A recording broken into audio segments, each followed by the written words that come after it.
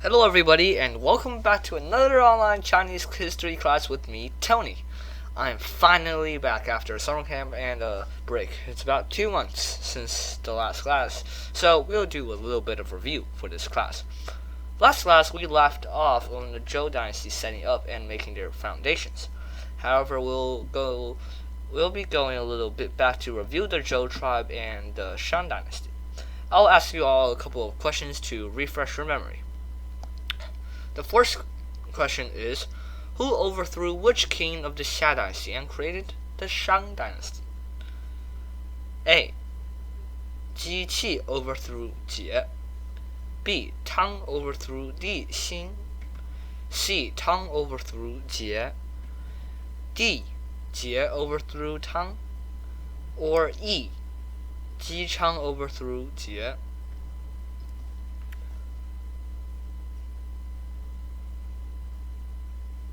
Okay, time is up. The correct answer was C. The leader of the Shang tribe, Tang, overthrew Jie, the last king of Xia, and created the Shang Dynasty. Okay, and on to the second question to review. It is, when did the Shang Dynasty defeat the Xia Dynasty? Or the Shang tribe, when did the Shang tribe defeat the Xia Dynasty?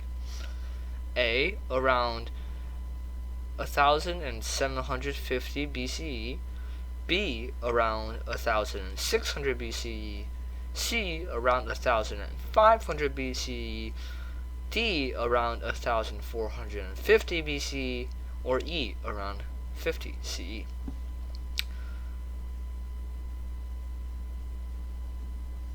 Okay, so the correct answer was B. This was when the Shang tribe defeated the Xia Dynasty. It was around 1600 BCE.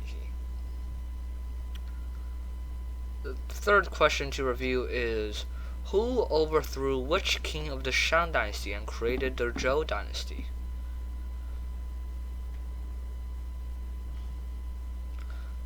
A is Ji Qi overthrew Di Xin. B is Di Xin overthrew Ji Chang. C is Ji Chang overthrew Di Xin. D is Ji Fa overthrew Di Xin. Or the final answer choice, E, is Ji Qi overthrew Jiang Ziya.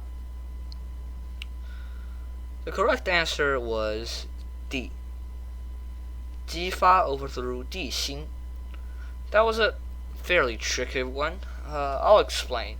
Ji Qi was the guy who created the Zhou tribe. Ji Chang started rebelling against Di Xin but died, and Ji Fa was the one who actually managed to defeat Di Xin. Jiang Ziya was the guy who helped Ji Chang and Ji Fa, and then he successfully helped Ji Fa overtake the Zhou dynasty. The Shang dynasty ended here around 1046 BCE. So when the Zhou dynasty started, there were high possibilities of rebellion. So the king assigned royal people to be feudal princes and people who had royal blood, basically blood relationships with him, whether it be his cousins or second cousins or relating to him by a marital relationship. Either way. So basically, each of the feudal princes had a piece of land to rule over and basically be the king of. This was to get rid of all chances of rebellion, of inner side conflict, because they had to deal with outside conflict as well.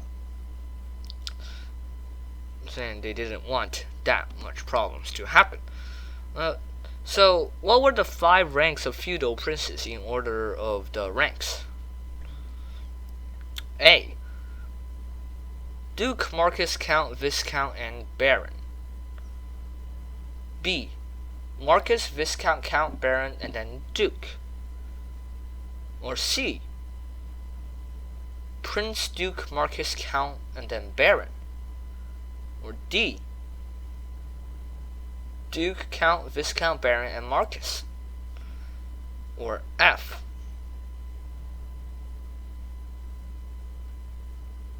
E. Count, Viscount, Knight, Esquire, and then Marquis. And then F, the final choice, Duke, Esquire, Count, Viscount, and then Baron. I'll give you a bit time to think about this. It's fairly tricky. A lot of them have lots of similarities.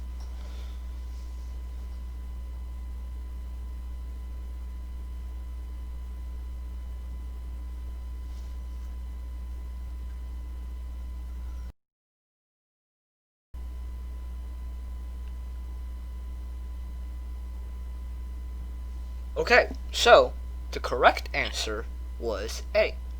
The order of the 5 ranks were Duke, Marquess, Count, Viscount, and then Baron. The actual king of Zhou was called the descendant of heaven, if you guys remember, because it was believed that the gods of heaven gave him the throne and allowed him to be the king of the dynasty. This government system is called feudalism. It's basically a tower built from a bunch of bricks going up each layer. The tower becomes smaller and smaller and smaller, like a triangle or a pyramid. As shown on the screen, that's basically what feudalism is. And then the top of the tower, of course, is the descendant of heaven, aka the king of Zhou. And then feudal princes are below him, ruling pieces of land that the king of Zhou assigned them to rule over, but ultimately the king of Zhou still owns all of that land. And then after that, there are ministers or grandmasters, which the feudal princes assigned them, just like the king of Zhou did to them, land to rule, literal piece of land to rule over. So the ministers and grandmasters were ruling over a city or a town. And then the next ones are soldiers in the army. They're ranked higher than normal people because they contribute to the dynasty and they protect the dynasty from harm.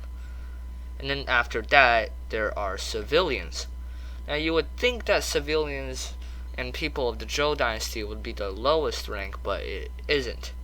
Because on the final and lowest layer, there are the slaves. The slaves of the Zhou dynasty consisted of more people than the actual civilians of the Zhou dynasty. So, yeah, that's going to be it for today's review.